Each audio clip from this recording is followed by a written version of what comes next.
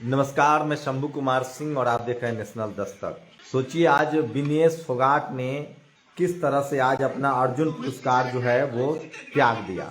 इससे पहले साक्षी मलिक ने इस्तीफा दे दिया, वो संन्यास ले लिया था। बजरंग पुनिया ने अपना मेडल त्याग दिया था। आज विनेश फोगाट ने अपना मेडल त्याग दिया। एक यादव जी हैं, वो भी पहलवान है, उन्होंने भी कहा हम अर्जुन अवार्ड त्याग देंगे। तो ये तस्वीरें देखिए जो सोशल मीडिया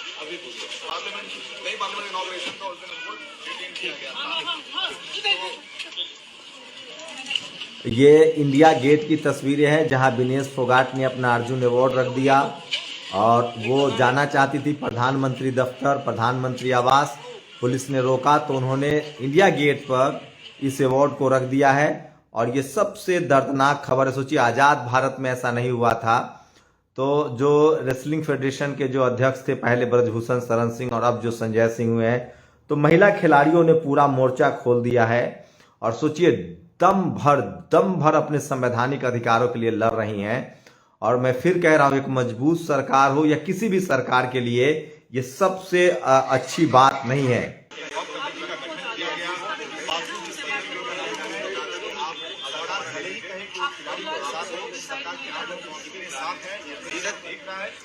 तो सोचिए ये बड़ी खबर है और इसके कई सारे मायने हैं। आप समझिए, आप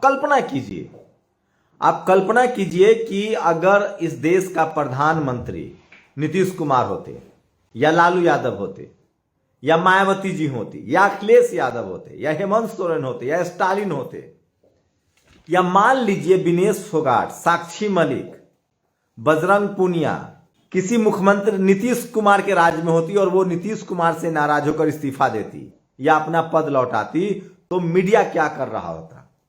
मैं बस सिर्फ इतना सवाल कहना चाह रहा हूं। इसलिए मैं कह रहा हूं इस देश के SC ST OBC के लोगों को समझना पड़ेगा कि इस देश की मीडिया अभी अगर इस देश में कोई गैर सवर्ण और गैर बीजेपी का प्रधानमंत्री होता तो भाई साहब उसकी चूल्हे हिल जाती और आज देश सड़कों पर होता। लेकिन आज देखिए स्थिति कैसे है। मीडिया मैनेजमेंट का खेल चल रहा है और आपके देश की महान प्लेयर, इंटरनेशनल प्लेयर और उसमें भी महिला प्लेयर अपना अवार्ड सड़कों पर छोड़ रही है क्योंकि उन्होंने हैरेसमेंट का केस किया और उनको न्याय नहीं मिल रहा है। लेकिन कोई सवाल नहीं पूछा जा रहा। और इसका मतलब सिर्फ खिलाड़ी का नहीं है, 700 किसानों ने जान दे दी। रोज सोचिए मध्य प्रदेश में जातिवाद का जहर OBC महासभा के एक युवा का हाथ पैर तोड़ दिया गया। राजस्थान में एक दलित का हाथ पैर तोड़ दिया जाता है। देश में क्या स्थिति, और इस सब के लिए जिम्मेदार है इस देश की मनुवादी मीडिया। मैं इसमें प्रधानमंत्री की गलती नहीं मानता हूं, इसमें सत्ता की भी गलती नहीं है। सरकार 2 दिन में घुटने पर आ जाएगी अगर इस देश की मीडिया ने जातिवाद छोड़ दिया। इस दरअसल ये सरकार इसलिए घमंड में है क्योंकि मीडिया उसके साथ है। टीवी अखबार के जरिए उसका एजेंडा घरों तक पहुंच रहा है। 1 महीना तक आपको अयोध्या दिखाया जाएगा, वहां गमला चोरी नहीं दिखाया जाएगा। सोचिए पिछले 500 दिनों से 6800 टीचर की वैकेंसी का मामला है। यूपी में लखनऊ में लोग धरना प्रदर्शन कर रहे हैं, लेकिन वो टीवी नहीं दिखाएगा क्योंकि वो दलित, पिछड़े, आदिवासी हैं। अब तो किसानों के साथ यही हो रहा है। सोचिए इस देश में मराठा आरक्षण मांग रहे हैं, उनको नहीं दिखाया जा रहा है। इस देश में पटेल आरक्षण मांग रहे थे, उनको किस तरह से गोलियों से मरवाया गया। इस देश में गुर्जर बैंसला साहब आरक्षण मांग रहे थे, वहां किस तरह से गुर्जरों की हत्या हुई। जाट आरक्षण मांग रहे थे, जाटों की किस तरह से हत्या हुई हरियाणा में। और अब सोचिए ये महिला खिलाड़ी किसी भी समाज की होती, ये नहीं कि जाट समाज के इसलिए मीडिया नहीं दिखा रहा है।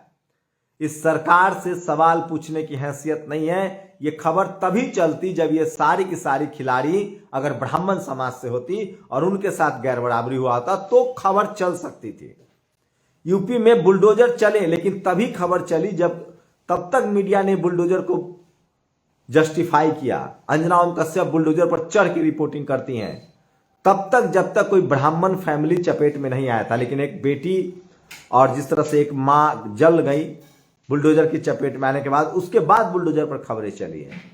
इस देश में आपको समझना पड़ेगा दलित, पिछड़े, आदिवासी, किसान, जाट, गुर्जर, पटेल, मराठा ये सब 2म दर्जे के नागरिक हैं।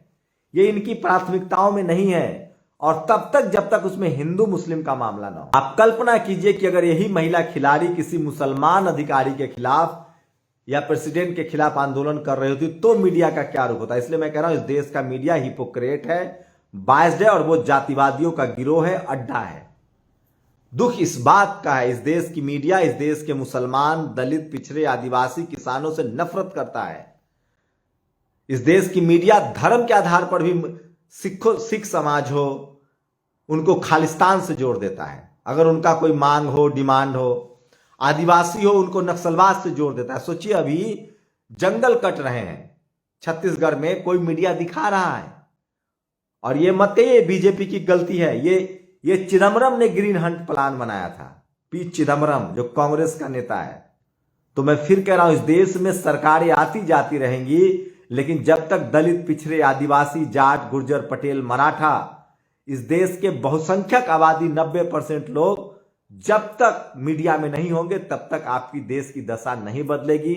इस देश की बर्बादी, दुर्दशा, अंधविश्वास, कर्मकांड के लिए जिम्मेदार इस देश की मनुवादी मीडिया है जो मनुस्मृति से भी ज्यादा खतरनाक है। यकीन मानिए जब तक इस देश के नागरिक टीवी अखबार देखेंगे, उस पर भरोसा करेंगे, इस देश का भविष्य और गर्त में जाएगा। सरकारें आती जाती रह सकती है। आप कल्पना कीजिए ना अगर यही मुख्यमंत्री अगर नीतीश के खिलाफ प्रदर्शन होता, लालू यादव, तेजस्वी यादव, अखिलेश यादव, मायावती जी, हेमंत सोरेन, करुणानिधि, स्टालिन, सोचिए बयान दे दिया, सनातन का अपमान हो गया, मतलब कोई अपनी बात नहीं कह सकता है। ललन सिंह ने कहा है कि सब पर मानहानि का मुकदमा करूंगा, हम दोनों आपस में सहमति से हटे हैं। तो इस देश की मनुवादी मीडिया दलित, पिछड़े, आदिवासी, किसानों को बदनाम करती है, उनको नीचा दिखाती है, उनका पॉलिटिकल कैरियर बर्बाद करती है। और इस देश की मनुवादी, मनुस्मृति मीडिया, जातिवादी मीडिया सोचिए किस तरह से आरएसएस को प्रोजेक्ट करती है। इस देश की मीडिया में जब तक डाइवर्सिटी नहीं आएगी, जब तक वहां किसान, दलित, पिछड़े, आदिवासी लोग नहीं पहुंचेंगे, तब तक इस देश की दुर्दशा ऐसी होगी। और कभी विनेश फोगाट, तो कभी साक्षी मलिक, तो कभी बजरंग पुनिया और कभी यादव, ऐसे लोग बर्बाद होते रहेंगे। इस देश की बर्बादी के लिए बीजेपी जिम्मेदार नहीं है, नरेंद्र मोदी जिम्मेदार नहीं है, इस देश की मीडिया जिम्मेदार है जो रीढ़ विहीन है, जो सरकार के पैरों में गिरी। और सुन लीजिए आपको क्या लग रहा है, ये बच जाएंगे। अब इस देश में मीडिया का अब यही हश्र होगा। आज बीजेपी है, कल जो भी सरकार आएगी इनको उल्टा टांग देगी। क्या ये लगता है ये दूसरे सरकारों के खिलाफ खबर चला लेंगे? आज के डेट में जिस तरह से मीडिया ने अपना गठबंधन दिखाया है सत्ता के साथ, कल आने वाले समय में कल कोई दूसरी भी सरकारें अगर आ गई तो भी ये नहीं बोल पाएंगे, इनको जेल में डाल देंगे वो लोग। इन लोगों ने अपनी साख खुद गंवाया है। आज पूरा का पूरा पॉलिटिकल पार्टी, विपक्षी दलों को लगता है कि इस देश की मीडिया उनके खिलाफ है। और कल आज तो जनता इनके साथ खड़ी होती, लेकिन अब तो जो जनता है वो इनके खिलाफ हो गई है। जनता को लगने लगा है कि ये लोग सत्ता के डफली बजा रहे हैं। बेरोजगारी, महंगाई, देश की सुरक्षा, देश की सीमा। सोचिए मेजर शैतान सिंह का रेजांगला में जो स्मृति चिन्ह था उसको ढा दिया गया, क्योंकि वो मतलब क्या बताया जाए, मीडिया आपको नहीं बताएगी। देश की सुरक्षा से, देश की सीमा से खिलवाड़ हो रहा है। सरकार को आगाह करने का काम होता है मीडिया का, सरकार की वाहवाही करने का नहीं। इन लोगों ने, चाटुकारों ने, इन दलालों ने, मैं इसलिए कह रहा हूं, एक पत्रकार के तौर पे कह रहा हूं, इस देश के बहुजन समाज को तो छोड़िए, इस देश के नागरिकों को सचेत होना होगा। और कल ये मीडिया आपके लोकतंत्र और संविधान के भी खिलाफ हो जाएगी। और है, इस देश में टीवी अखबार संविधान के खिलाफ है। इस देश के कुछ तमाम धर्मों के खिलाफ बोलते हैं, वो तमाम जातियों के खिलाफ बोलते हैं, तमाम संवैधानिक अधिकारों के खिलाफ बोलते हैं ये लोग। इस देश की media SC, ST, OBC, Sikh, Jat, Gurjar, Patel, Maratha, इनके खिलाफ बोलते हैं ये, इनके संवैधानिक अधिकारों के खिलाफ बोलते हैं ये लोग। ये जातिवादियों का गिरोह का अड्डा है, ये मनुवादियों का अड्डा है। जब तक इस देश के नागरिक टीवी अखबार नहीं छोड़ेंगे देखना, जब तक ये लोग इनसे सवाल नहीं, अब सवाल टीवी अखबार वालों से पूछना होगा। सबसे बड़े देशद्रोही ये लोग हैं, इन्होंने संविधान की भी धज्जियां। इस देश में कोई भी पॉलिटिकल पार्टी तब जाकर सही काम करेगी जब मीडिया सही होगा, जब वो सरकार को पता तो चले कि गड़बड़ी कहां है। रवीश कुमार की ये लाइन बिल्कुल सटीक है कि किसी देश का बिकाऊ मीडिया वहां तानाशाह लाता है, लोकतंत्र खत्म कर देता है। मैं पूछ रहा हूं ये लोग कितने हिपोक्रेट हैं, बायस्ड हैं। आप सोचिए अगर नीतीश कुमार के खिलाफ इन खिलाड़ियों ने मेडल लौटाया होता तो, ये पुरस्कार लौटाया होता तो क्या होता, सोचिए क्या हो जाता। भाई साहब इस्तीफा देना पड़ता, मैं एकदम दावे के साथ कह रहा हूं। अगर स्टालिन के खिलाफ किसी खिलाड़ी ने इस तरह का किया होता तो आप लोग समझिए इस टीवी अखबार के चपेट से निकलिए, नहीं तो आप डेमोक्रेसी खत्म हो जाएगी। और अगली भी सरकार आएगी ना, वो इन लोगों के साथ यही सलूक करेगी, तब ये बोलेंगे एकजुट हो जाएंगे। किसी देश में लोकतंत्र और उस देश के नागरिकों का अधिकार तभी सुरक्षित होता है जब उस देश की मीडिया आंख में आंख डालकर सत्ता से सवाल करे, चाहे सत्ता किसी की हो। शुक्रिया। नेशनल दस्तक की आपसे गुजारिश है कि अगर इसको बचाना चाहते हैं तो नेशनल दस्तक को सब्सक्राइब करने के लिए रेड कलर के सब्सक्राइब बटन को दबाएं, फिर बेल आइकन की घंटी दबाएं। नेशनल दस्तक को बचाने के लिए बहुत जरूरी है कि हर खबर को शेयर करें, लाइक करें, कमेंट जरूर करें।